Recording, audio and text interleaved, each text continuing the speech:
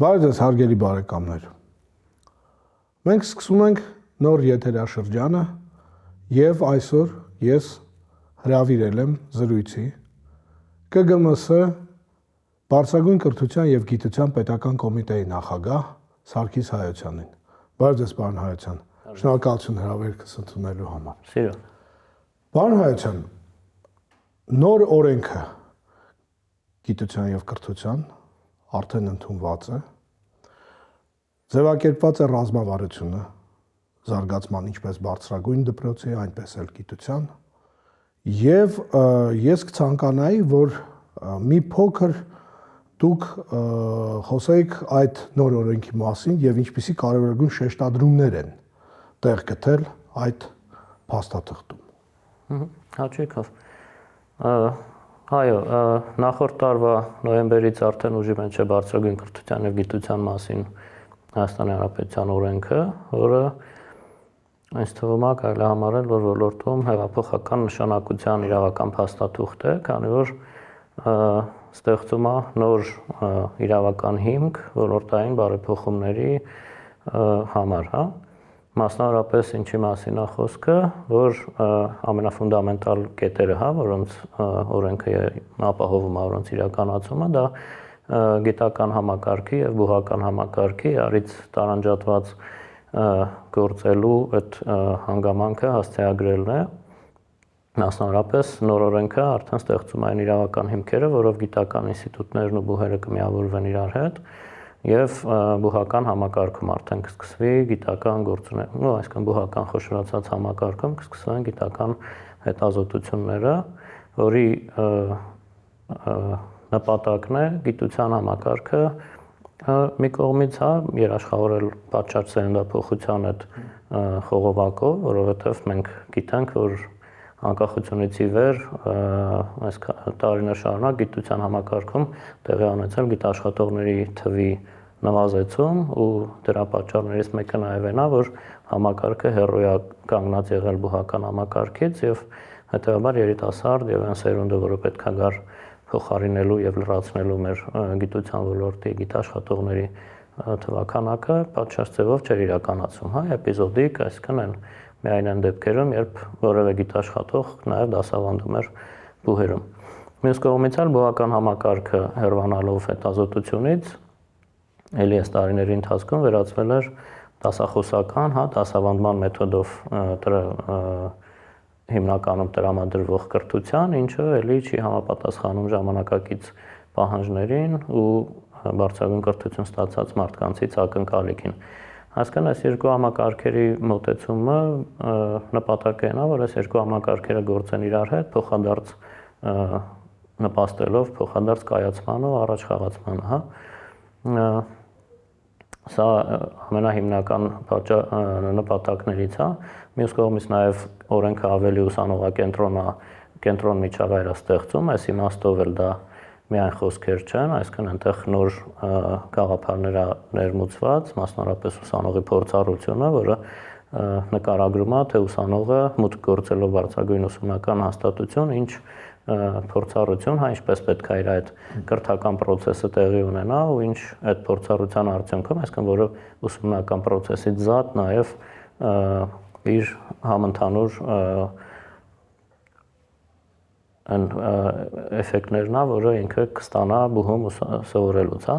Սա էլ է շատ կարևոր կոմպոնենտ, պլյուս ուսանողների համար ավելի ճկուն կրթական հետագից ձևավորելը, այսինքն այդ մոդուլային կրթական process-ներ, երբ ուսանողը իր նախընտրությունների համապատասխան կկարողանա իր կրթական ծրագրի ընթացքում նաև այլ մոդուլներով կրթություն ստանալ։ Ու սա արդեն հնարավորություն է տալի այդ միջդիսցիպլինար կրթությանը եւ ավելի ակադեմիական մոբիլությունն է ապահովում նաև դրանով, որ նրանք կարողանում են ավելի լայն ընթացք տան իրենց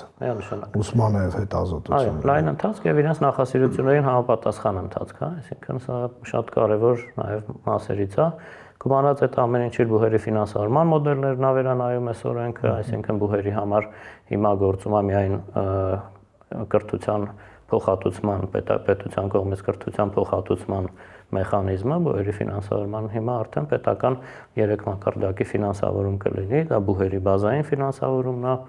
բուհերի դրամաշնորհային ֆինանսավորման մեխանիզմներն եւ էլի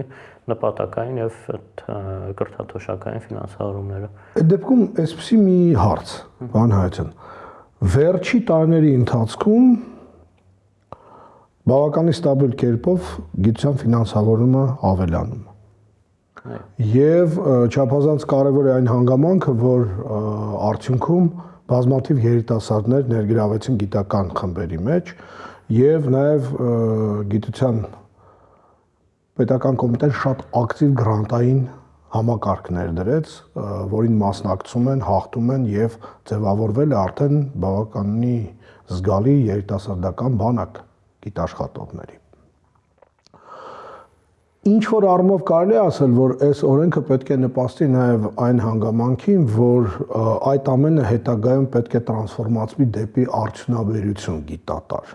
որովհետեւ ի վերջո մեր երկիրը սուղ ռեսուրսներով պետություն է եւ ունի ելք դեպի ծով, եւ հետեւաբար միակ հույսը դա մեր ինտելեկտուալ ներուժն է, եւ հետեւաբար գիտությունը այստեղ խաղում է սկզբունքային դեր։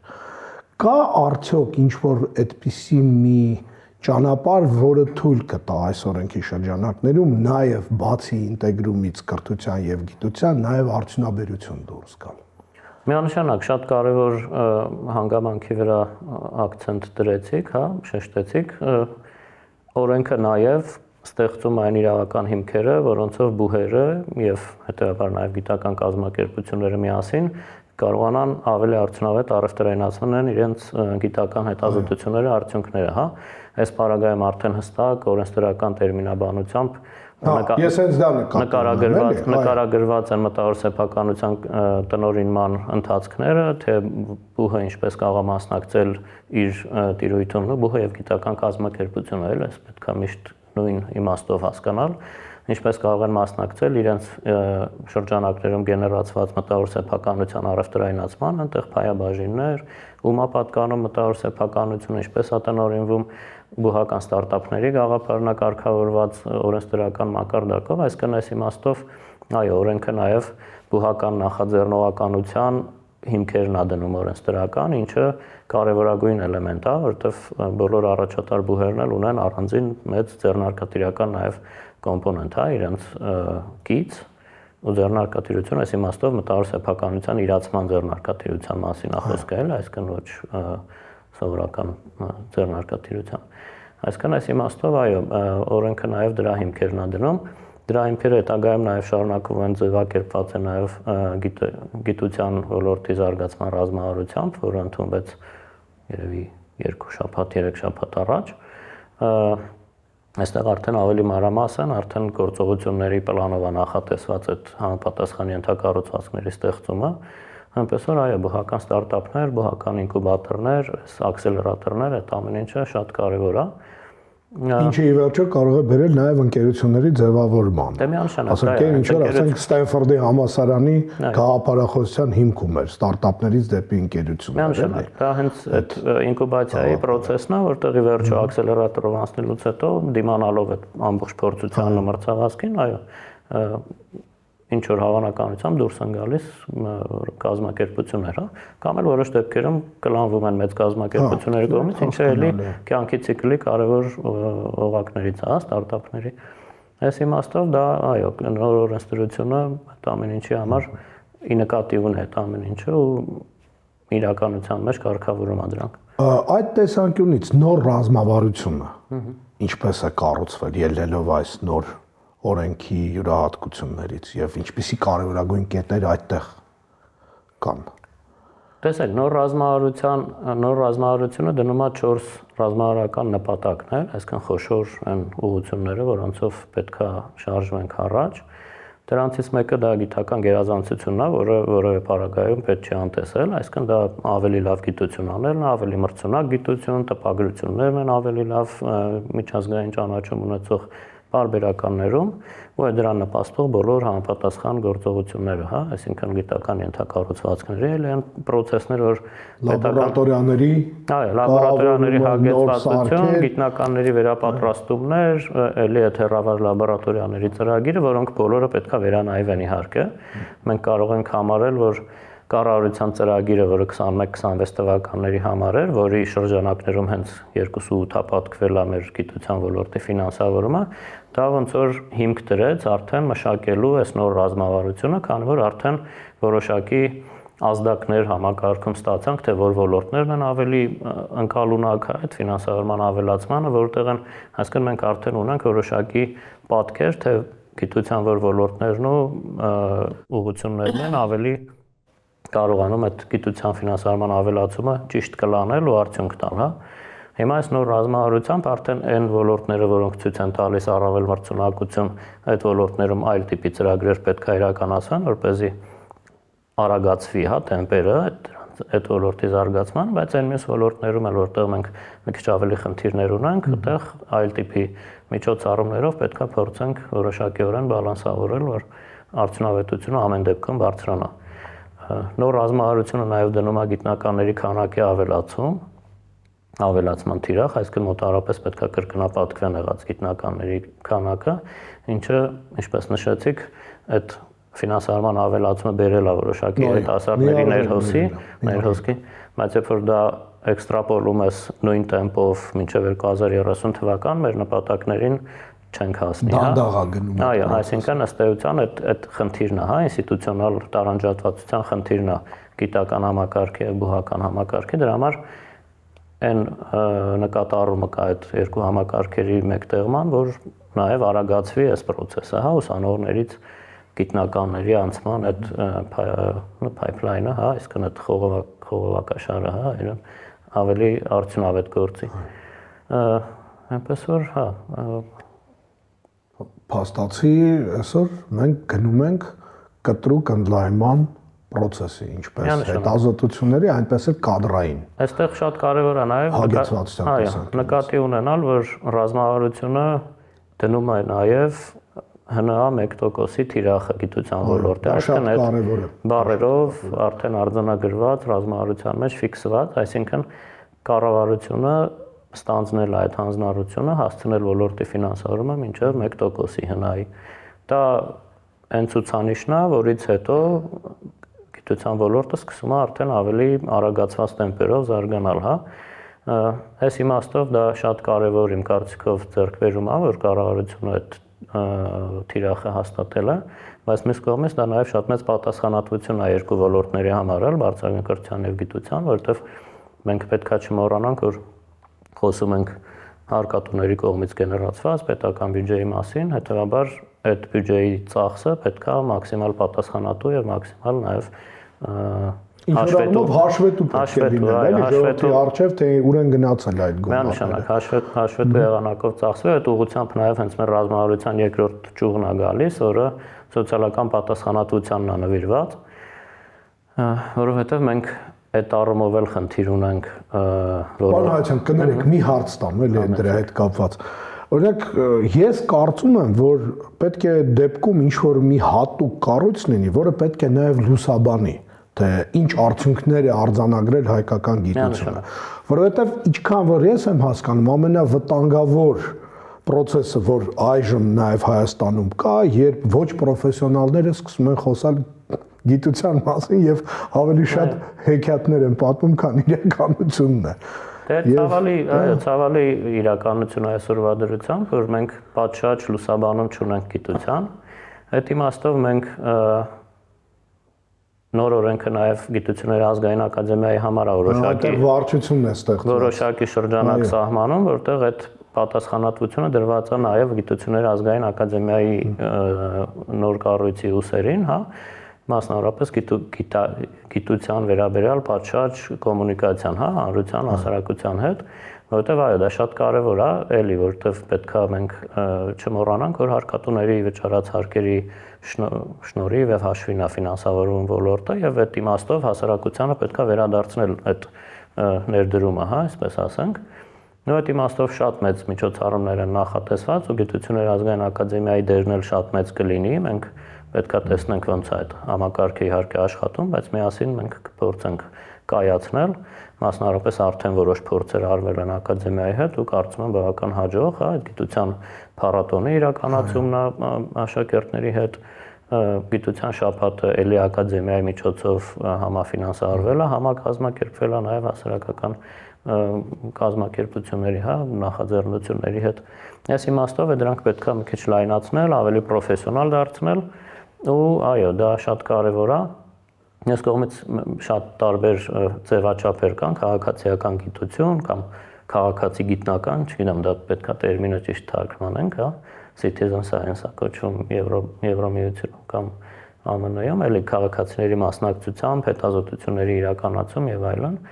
Հետազոտող դպրոցների ցանցանախատեսված ձևավորել ինստիտուտների հետ համատեղ, այսինքն որտեղ աշակերտները կկարողանան որոշակի հետազոտական ծրագրերում մասնակցել։ Ես միջալյուց դա տեսել եմ Իսլանդիայում, Iceland University-ում, երբ գործողման էի, գիշերը ժամը 10-ին դպրոցականներին լաբորատորիաներում տեսնում էիր, աշխատում էին։ Ну դա Մեծ հաճույքով, Science Night-եր, School Scientific Society ունեին ու դրա հիման վրա գործ էին անում երեխեքները, հաճույքով։ Հետաքրքիր ձևաչափ Իսկ մենք փայլուն երեխաներ ունենք, էլի, որ կցանկանան դա անել։ Մեզ այս պարագայում ուղղակի պետքա հաղթահարել այդ հին մտածելակերպը, որտեղ գիտական համակարգը համարվում էր տենց իզոլացված համակարգ, ոչ մի Դա բանով խորհրդային համակարգն է, ինչ որ առումով պրուսական համակարգը, երբ ակադեմիան առանձին էր, բուհերը առանձին։ Սա ավելի շատ գնում է դեպի ամերիկյան եւ բրիտանական համակարգ, որը այսօրվա օրով կարելի է ասել, որ հենց ներգրավում է երկու բաղադրիչներ։ Իրականում ամբողջ աշխարհում այդ խնդիրը կա, որ գիտությունը տենց մի քիչ սնոբիզմի մեջ է ընկնում եւ հեռանում է հասարակությունից, իրականում անկախ ամեն ինչից, հա։ Այս մասով մեզ պետք է այդ հասարակության հետ ավելի օրգանական կապը ապահովելու, պլյուս հասարակությունն էլ պետք է տեսնի, որ այն ներդրումը ինչ որ արվում է գիտության ոլորտում, ինչի համար է ծառայում ու ոնց է արդյունքներ ստեղծում, հա, որտեղ մենք բավականաչափ արդյունքներ օրինակ այս 21-26 թվականների ընթացքում էլ այդ ծրագրի շրջանակում այսքան ունեցանք 25 թվականի դրությամբ, որոնց մասին իմ գնահատմամբ մենք պատշաճ կոմունիկացիա չենք կարողացել ապահովենք, էլի դա։ Խոսքը նախ եւ առաջ առաջատար հետազոտությունների դրամաշնորհներն էին, որոնք շատ սկսվեց։ Այո, տեղից սկսվեց եւ դա բերեց նրա, որ նաեւ ահագին խումբ ձևավորվեց երիտասարդական, Դուք պետքա չմոռանանք, որ նաեւ հարվածուն տարբեր տեսակի էլի խոշոր դրամաշնորհային ծրագրեր կան, մինչեւ 300,000 եվրո արժեքով, որոնց շրջանակում մենք 32, եթե չեմ սխալվում, կամ 52 խաղախառնեմ թվերը, տարբեր երկրների հետ գլոբուսի վրա ունենք համագործակցությունների տարբեր ձևաչափեր, այդ թվում նաև արտերկրի գիտնականների ղեկավարությամբ խմբերի ձևավորումը Հայաստանի Հանրապետությունում, ինչը շատ կարևոր է, որովհետև գիտությունը դա միջազգային ինտեգրումը համաշխարհային գիտական համայնք է, դա միջազգային գործունեության ոլորտ է, այսինքն ինքը տենց պետական կամ ազգային սահմանափակումներ չունի, հա, ու այդ իմաստով պետք է անպայման ինտեգրված լինել աշխարհի հետ, որպեսզի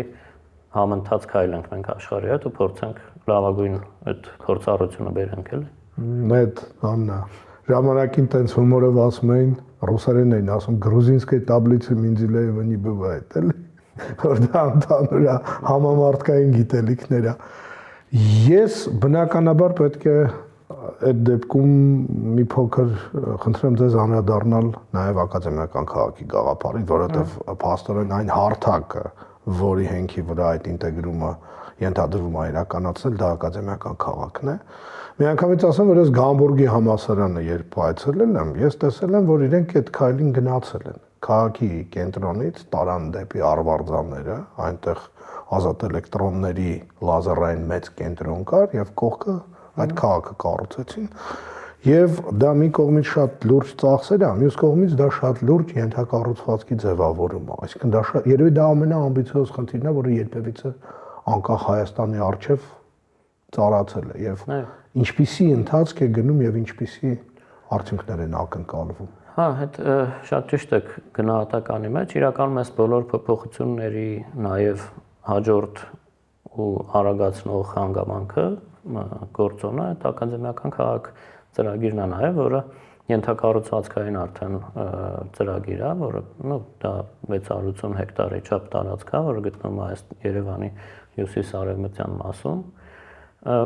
Նպատակը որն է, որ այսօրվա մեր գիտական եւ բուհական շենքերը չեն համապատասխանում նաև ժամանակակից ստանդարտներին գիտության, կայունության ստանդարտներին, հա,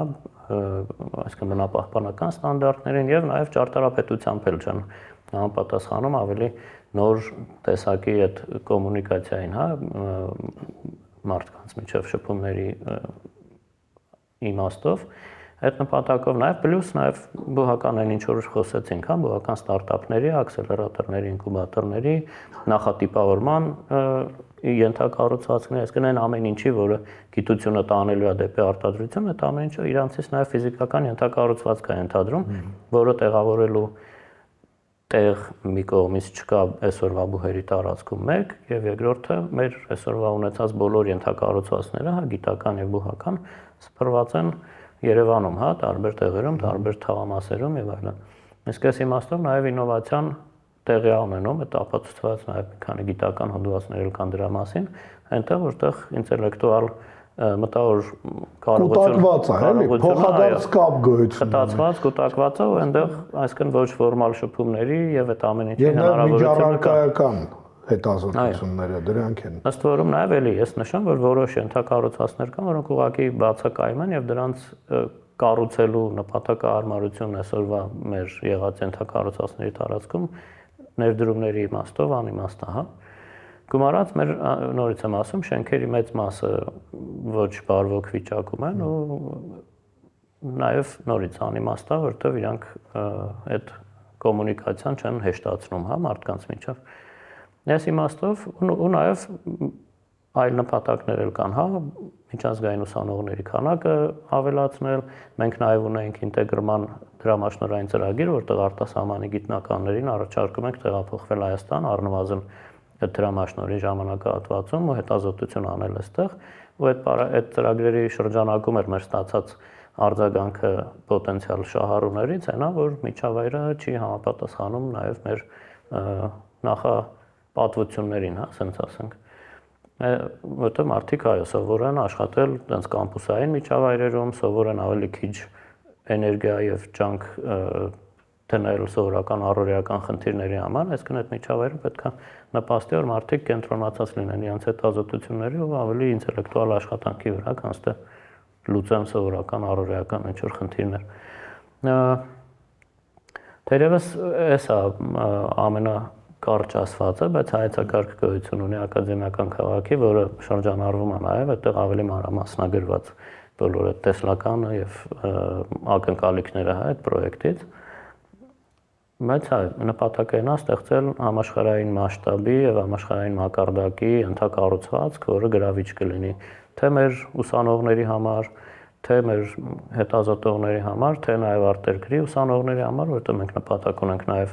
միջազգային ուսանողների քանակը ավելացնել, մատուցող կրթական ծառայությունների որակի հաշվին, թե նաեւ միջազգային հետազոտողների համար, թե նաեւ մասնավոր ֆիրմաների համար, որտեղ այդ տարածքը պետք է նաեւ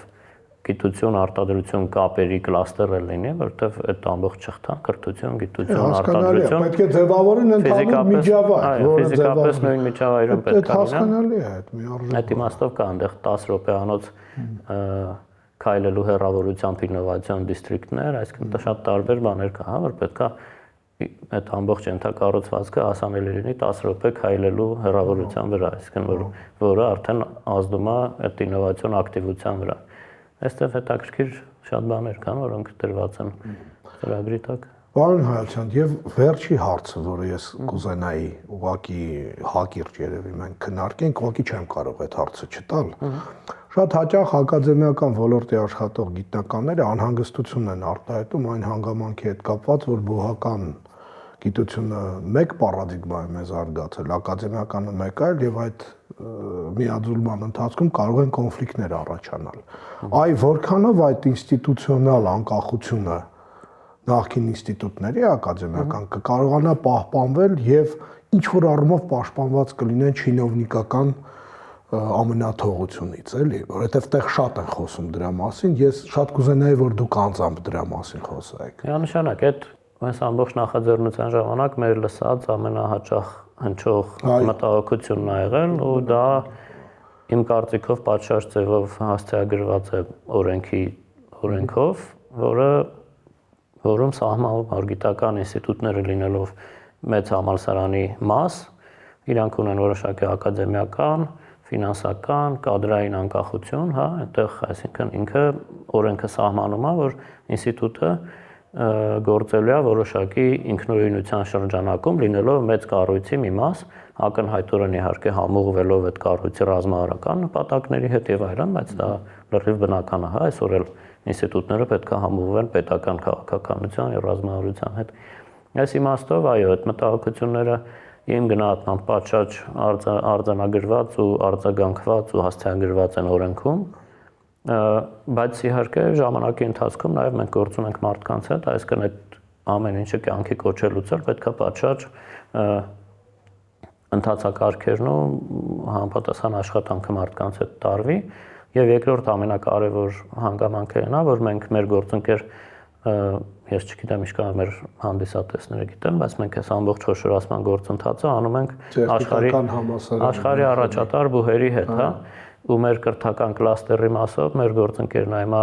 University College London-ը, որը իր կրթության ինստիտուտը, որը արդեն 12 տարի է աշխարհում առաջինն է կրթության ոլորտում կրթության եւ հետազոտության մասով, ու իրենք առանձին ծառայությունների շրջանակ ունեն, որտեղ մշակելու են գիտության եւ բարձրագույն կրթության ոլորտի կառավարիչների վերապատրաստման ծրագիր։ Այս իմաստով ակնհայտ է, որ մեծ խոշոր ենթակառուցվածքը եւ խոշոր եւ ժամանակակից ենթակառուցվածքը ու այն մտադրությունը, որը պետությունը ունի ոլորտի վերաբերյալ, պետք է պատշաճ կառավարվեն։ Որտեղ մենք գրեթե միշտ բախվում ենք կառավարման խնդրի, այս ամբողջ process-ների ժամանակ։ Ես նախ եւ առաջ դա նկատի ունեի։ Այդ իմաստով այդ կառավարիչների վերապատրաստման որտեղ դա պետք է նոր տիպի մենեջերներ լինեն, ինչ որ այդ բառը ես առանձնապես չեմ սիրում, բայց դա իրոք այդպես է, էլի։ Ըստ որում այդ ծրագիրը նշ չի որ բանա վերապատրաստման ծրագիրը, հա, ինքը 1 տարվա առնվազն ֆորմալ սերտիֆիկացված ծրագիր է, հիբրիդ ձևաչափերով, այո, ինքը կրթությունն է բավական խորացված, որ վստահ լինենք, որ այդ մարդիկ ու գնահատվող, հա, նաև, այսինքն որպեսզի վստահ լինենք, որ այդ կրթությամբ անցած մարդկանց գիտելիքը պատշաճ գնահատվել է, այսինքն մենք ունենք շրջանառում ու այդ թվում մինչև 100 հոգու մասին է խոսքը, հա։ Այսինքն մենք ինչ որ մեծ համախումբ կունենանք մարդկանց, որոնցից արդեն այդ ապագա կառավարիչները կընտրվեն ու առաջ կտանեն, հա։ Այսինքն այդ լրիվ ճիշտ եք ասում, բայց ես նորից եմ պնդում, որ կառավարումը էական դեր ունի, հա, որովհետև դու օրենքի մեջ կարող ես ամեն ինչ շատ լավ գրել, բայց կառավարումը ամեն ինչը փաստորեն ի վերջո դա իրականացնում են մարդիկ, իրականացնում են կառավարիչները, որոնք պետքա առնվազն մենք երաշխավորենք, որ պատշաճ կրթությունը ունեն դրա համար։ Շատ շնորհակալ եմ հարցազրույցի համար, հաջողություն եմ մաղթում այս գործունեությանը։ Շնորհակալ եմ։